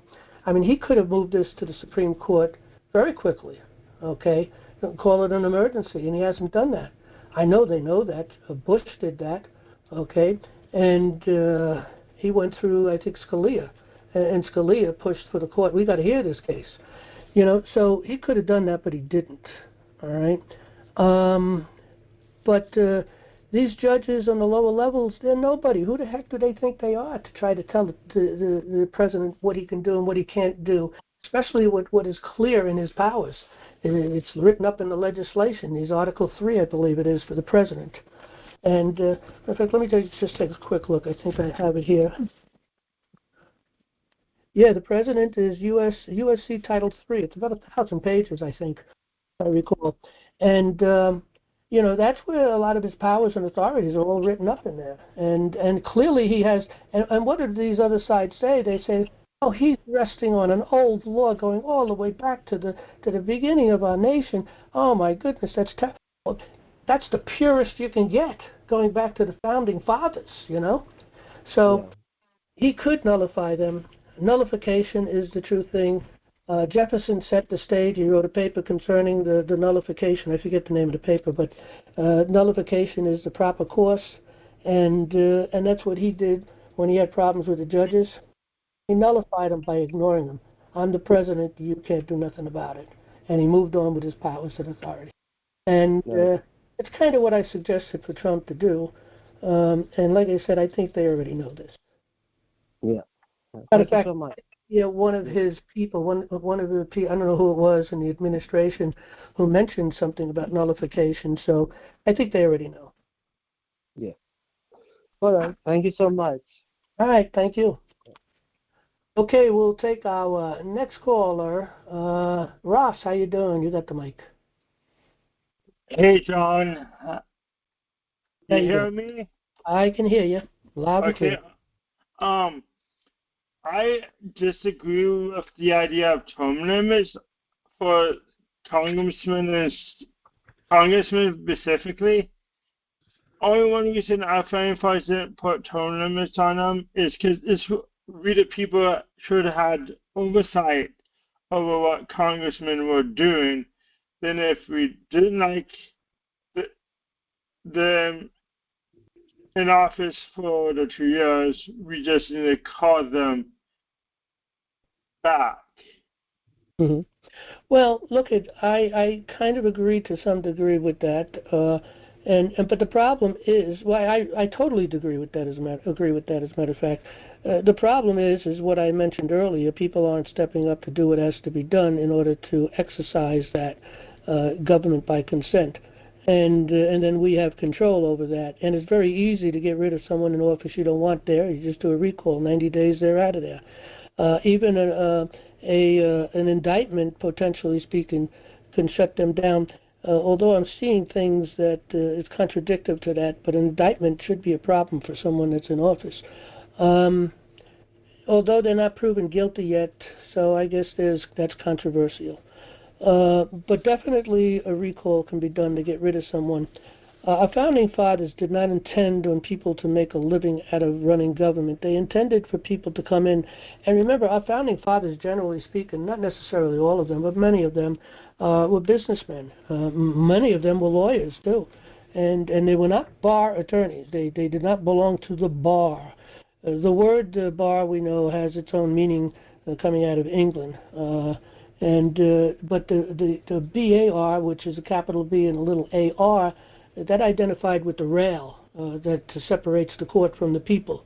And to cross the bar brings you into the process of dealing with the case. And in order to become a bar attorney, in other words, a bar lawyer, without the British accredited registry involved, without that, you had to be schooled, or not schooled, but tested by your peers. And, anybody who's gotten a book, The Real Thomas Jefferson, I think it's in there, but there are a few places where he went in to become, matter of fact, I know they remember in the book, they read about it, The Real Thomas Jefferson, a great book. When he was tested by the bar, which means his peers, to be approved to practice law, so he went and they asked him questions, and he answered those questions, and then they voted, hey, this guy's qualified to carry the name as a lawyer. Also, there's a thing on Lincoln, the same thing with him. Him had taken the test, not for the British accredited registry, no, not for that. And that's the game they play, because you have the word bar on the one hand, and then they polluted that word with the acronym bar. And they do this with everything, they've taken the word citizen and make it something that's problematic by changing the meaning of it when the U.S. Constitution uses the word citizen 7 times in it. There's nothing wrong with that word, but they polluted it, okay? And this is what they do. But anyway, our founding fathers were businessmen. They were running large farms or whatever, inventors, lawyers, and these are the people that came in and volunteered for a period of time to run an office. And that's why Trump is so qualified, because he's got the experience of business. You know, he's not making his money sucking off the government, you know, by becoming you know, an elected official and then playing games with dishonest ways of making money on the market or whatever the case may be. You know, he's uniquely qualified, and he's uniquely qualified to do the job he's doing, no doubt about that. I don't know of anyone else potentially capable of doing what he's doing. But once he takes care of the deep state, and that's gone, any good businessman would be the right guy for the president. We don't want a politician in there. We want, you know, we want someone who is a statesman, who has experience controlling something big, you know, like a business. So, anyway. Yeah, that's the. I hear a lot of things people say about we need statesmen, and some elected officials say, "Oh, I'm a statesman," and no, they put their interests before the people's interests. That's right. That's what a statesman. That's the statesman's job, is to put other people's interests before theirs. Well, exactly. It's to lift up, you know, the purpose of our nation and empower the people, and that's what Trump is doing. The problem is people don't know how to take that power. That is the big problem, and they need to learn, because they never learned in school. And this is on purpose. They purposely did not teach this. I mean, I'm sure people see this on YouTube, but these people go out and ask them questions. I mentioned earlier about this college student who didn't know who the first president of the United States was. That is appalling. They put up a map, and they asked them to find the United States, and they couldn't even find the United States on a map. I mean, that's how seriously defunct and how long it's been defunct, our education, because these are college students. That means for at least the past 12 plus 4 years, or 2 years, depending on how long they went to college, but at least the last 14, 15 years, they haven't been teaching our children anything worthwhile, anything. And you know, the best education out there so far is either, and I don't know how much really the private schools are teaching well either, as far as civics is concerned, and the Constitution, and none of them teach the law. But the best education, in my opinion, is homeschooling. So, but in any event. Okay, Ross, anything else? No, that's it. Okay, thank you. Okay, we'll take our next caller here. Michael K., what state you from? You got the mic. Yep. Hello. Hey, I just have a quick question. I'm new to all this. This is all new to me. I have a court hearing tomorrow. I got a speeding ticket, and from what I understand, I'm in Arkansas. It's at the county district court. But from what I understand, they can give me up to a $500 fine and up to 30 days in jail. Now, can really? they put me in 30 days in jail? Yeah. Oh, Can they put me in jail while I file an appeal? Who said this? That's just, I talked to an attorney about it, and apparently the judge that I'm going in front of, I guess he's just, you know, pretty strict on stuff, and I have a clean driving record. I don't give you any information because you might get yourself in bigger trouble. You know, I mean, look at a couple of things. You'll have to judge this whether you just want to go in and plead guilty. A lot of times you talk with the cop and they reduce things. And how fast were you going above the speeding? I was doing 80 and a 55, which I was following behind another truck. Yeah. And I got hit with a speeding ticket at close to that speed too, 55. But in any event, look, if you really want to fight it, it could be problematic because, you know, it depends on how they respond to it. As you challenge the jurisdiction, they don't have the jurisdiction. There's so much about this because it's traffic court to begin with. So it brings you into commercial. You're not operating commercially, okay? No. But in order to do this, when is your court hearing? It is tomorrow. You have time to do anything. You have to get an education. Only if you can put it off, and maybe in a month you can prepare for this and come in properly. Or go in and plead guilty and then sue them if you want later. for denial of due process, and taking goodness, your Fifth Amendment to begin with. They're taking your property without the due process. But we do have it. If you want to go out and learn more about this, you can go. You're looking at your screen here. You following me on the desktop? Yeah. Okay. Education starts here. Come down to law, okay, and then come down to court forms and process.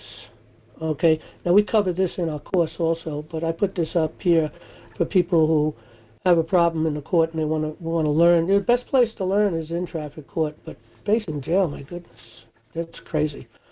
Let's see. You come down to instructions and forms for traffic court. Okay.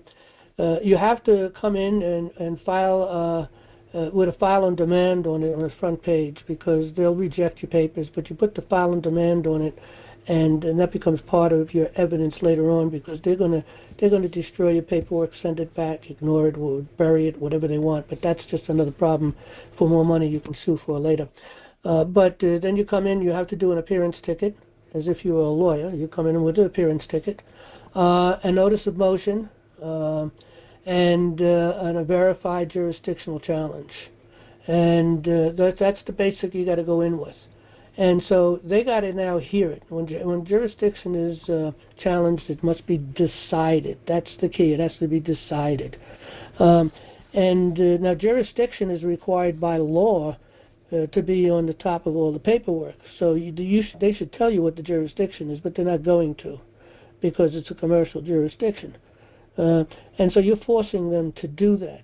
Now, what you're going to get, what a lot of these judges will do, is they're going to say, okay, I just decided I have jurisdiction. Let's move on and stop the nonsense. That's what he's going to do or say. But your position on that has got to be, well, I don't know how that could be. I'm the only one with a paper in the court. And in court, what's required is you can rule on the papers. You can't take outside things on this. I got papers in affidavit form, sworn to, unrebutted, and the prosecutor has not rebutted this, so that's what rules the court. You need to rule for me. But besides that, and again, this is going to get you in trouble possibly, you're biased, okay? And so really someone else has to make this decision. Now, in any event, I don't know that I'd push that part of it, but if you're really bold and want to take the chance, at that point, they're going to ignore you. They're going to set you for trial, and that's when you got to go to state court and move the case to your state court for cause, or even right into the federal court for denial of due process. And so those are the two ways you could do it. But again, you have to have some knowledge to do this. We have the paperwork for it, but again, I don't want to get you in trouble. Yeah, no, I'm a new member. I just I got some information. My brother actually led me onto your site and everything like that. But do not go in there with the man on the land stuff, though. Whatever you do, you know what I'm talking about when I say about the man on the land? No. Or they come in and really make a debate. Or this. I don't want to get into it at the moment, but generally, we teach common law. Common law will get you out of everything, because that's the real law. And that's what all these papers are written up on, common law. And of course, we agree with the great United States Supreme Court rulings. Marbury versus Madison, what a great decision, very powerful. Anything that's repugnant to the common law or to the Constitution is null and void. It's as if it never existed. American jurisprudence also covers it also. That's a collection of decisions of the Supreme Courts, mostly. You have United States versus Madison, another powerful case. And again, these are the things that you want to use in court, Yeah, so basically, I had a hearing. The cop didn't show up. The judge asked me if I was pleading guilty or not guilty. I told him, well, I'm guilty of speeding, but I was falling behind another vehicle. Only if you had knowledge. What he was trying to tell you is the case could have been thrown out. If that guy didn't show up for the trial, would you say, I want a dismissal? Yeah, that's all. He got a subpoena. That's what he's trying to ask you at that point in time. He was really trying to do something for you, but he can't tell you what to do. But I do think the judge was trying to tell you something.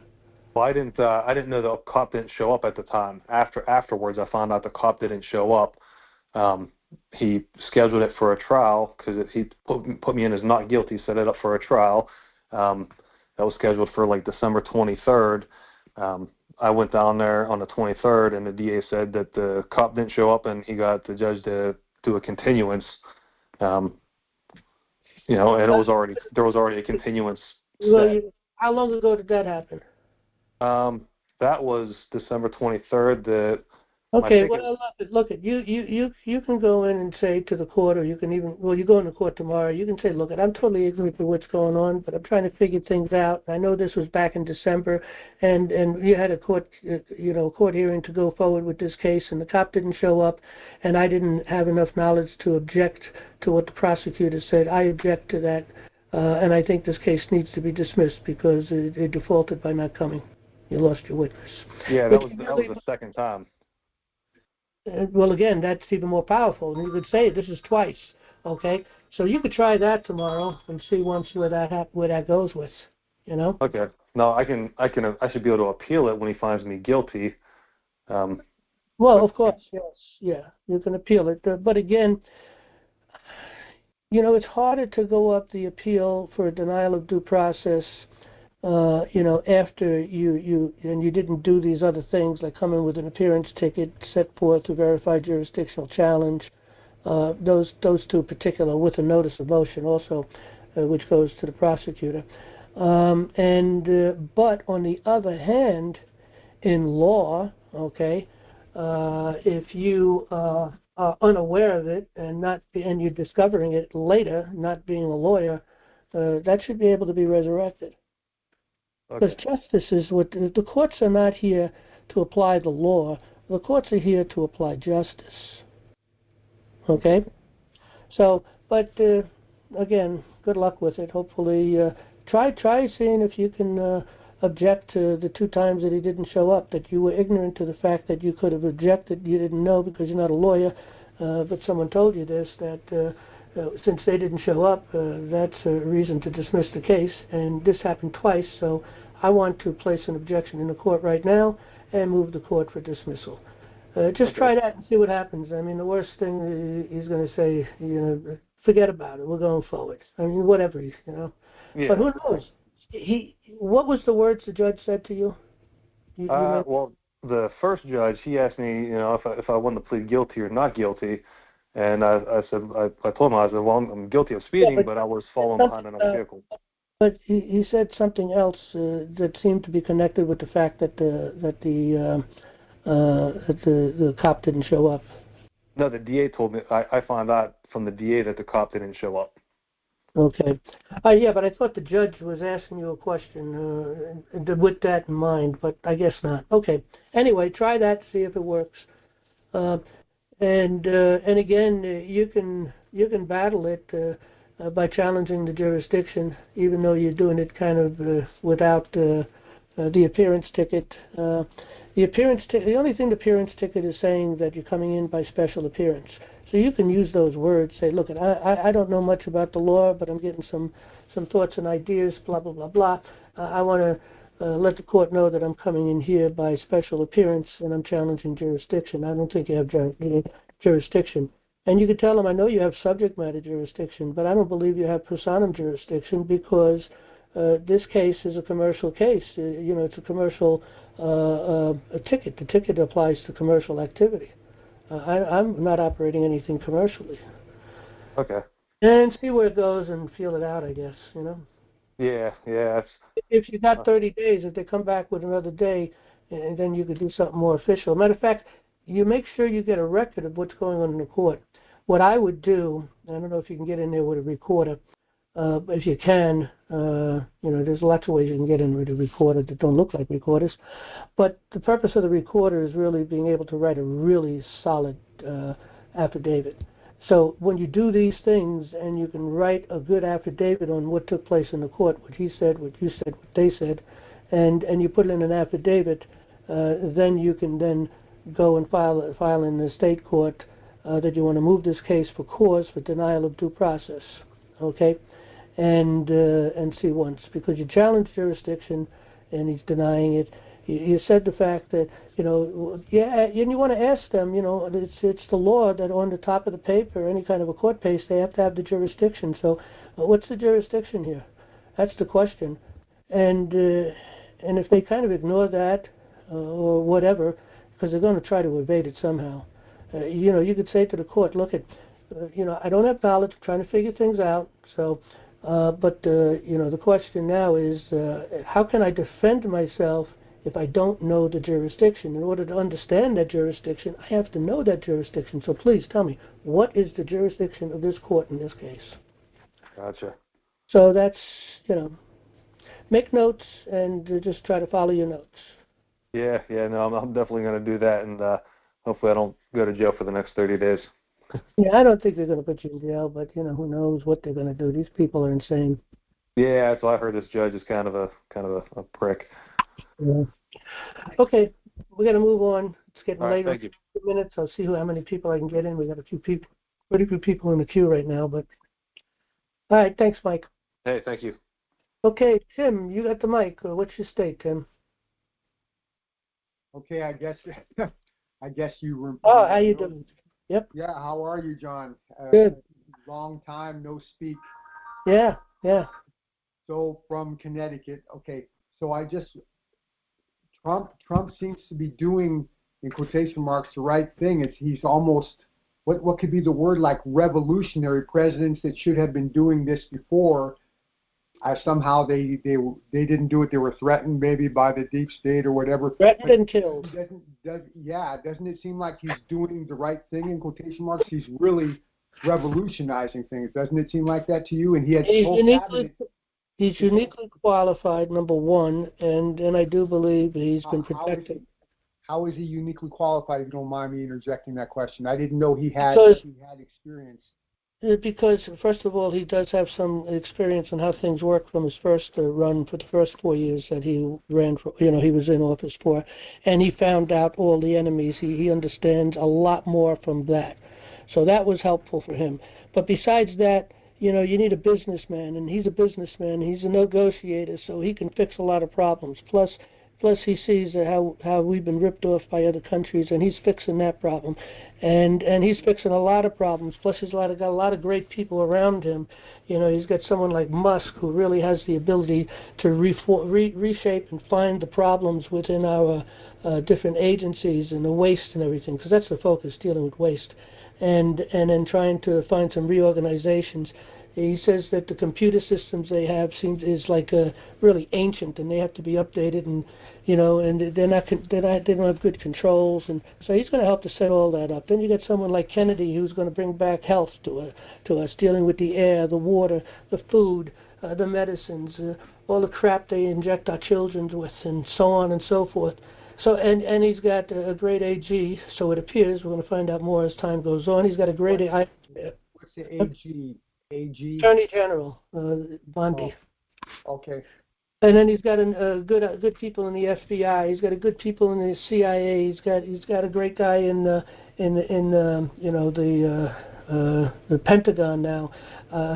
So he's got everything right where it's at. He realized he brought the right people in immediately because now he knew who the players were, and he's a negotiator. He's difficult to beat in an argument. He's uniquely qualified. He understands the game, and to some degree, I think he's protected by a higher authority in the sense that they tried to kill him twice, and I understand really they tried to kill him numerous times when he was president. Back, in the first 4 years. I don't know how true that was, but I've heard at least 10 different times they tried to take him out. But we don't read about that if it's true. By God, you mean by God? Yeah, that's right. The governor of the universe. So anyway, but he's uniquely qualified he's just been business. He's been rubbing shoulders with the elite, rubbing shoulders with big business. He understands the economy very, very clearly. Matter of fact, that's one of the things he got a master in when he went to college, and in economics, and he knows real estate. All of this is important stuff. He's just uniquely qualified.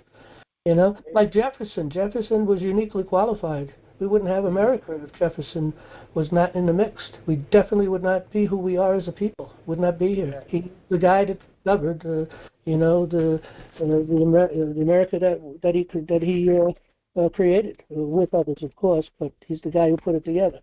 So from that standpoint, he's uniquely qualified.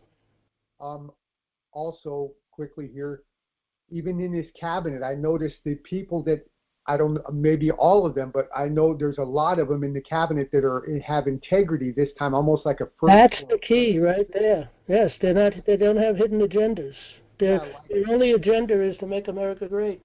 Yeah, like there's the guy that's heading the FBI, and he's outspoken, and then there's again Elon Musk, and he's addressing directly the wherever our tax money is going into illicit pockets, and yeah, it's like him first. And Trump is a peacemaker. He doesn't want war, but he's willing to take out the crazies. And he gives them a warning first, and he takes them out. So yeah, look, we're in great shape in that sense. It's going to take a little time, but he's going to bring world peace, no doubt in my mind, and it's going to a whole new world. There's a lot of things that have been hidden from us. A lot of great inventions and different things that just have been hidden from us for a long time, and that's all going to be exposed. So I heard about that. Technology is going to go really fly high. I'm concerned with AI, though. What did you say is going to fly high? Sorry, I missed that. What's going to fly high? The economy. I think I said the economy. But the AI is a big problem. Okay, AI.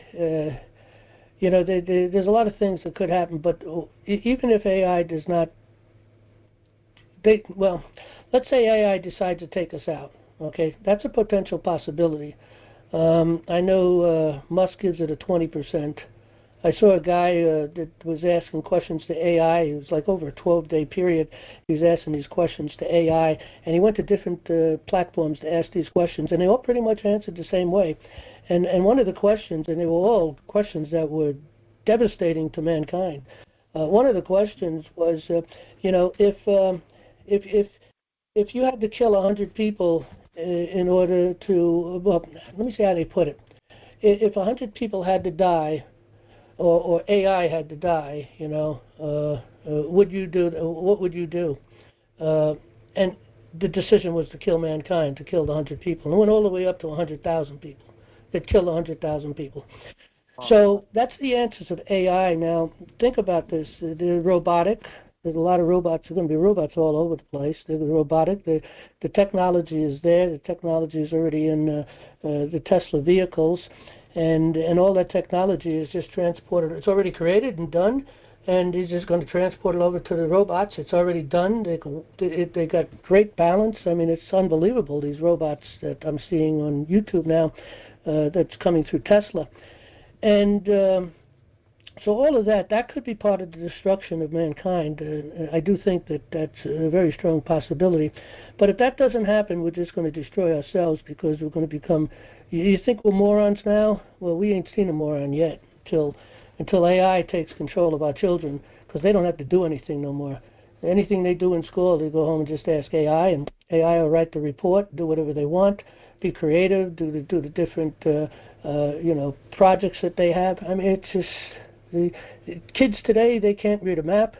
They don't know how to tell time on a regular clock, with the 12 digits. And there's so much that they don't know, and because of technology, it's a problem. All things are in God's hand, right? As it says. So yeah. He will even rule over the AI, right? Well, look, I don't want to get into this discussion. Maybe we could discuss it at the Bible study if you want. But definitely, I will say definitely God is in control, of course. But I don't get into what the Bible says about this, because the Bible does have a lot to say about this time period that we're living in right now. Okay.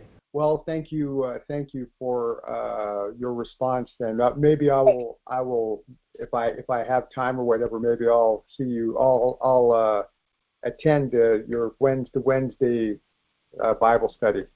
Okay, yes, 7:30. Anybody else interested with that? 7:30 right here. Okay. So Okay, Tim, look forward to seeing you hopefully again.